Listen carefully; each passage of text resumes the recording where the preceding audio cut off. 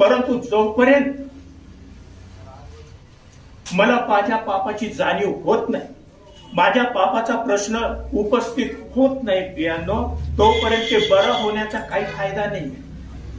कधी कधी आरोग्याबरोबर काही डेंजर्स पण येतात आणि येशूने त्याला वॉर्निंग दिलेली. या ठिकाणी तू बरा झालेला आहेस, आता खिळून पडलेला होता त्या ठिकाणी, एकाच ठिकाणी, कुठं जाता येता येत नव्हतं, काही करता येत नव्हतं, परंतु आता तू पूर्ण बरा झालेला आहे, तुला आरोग्य प्राप्त झालेलं आहे. पाप करू नको.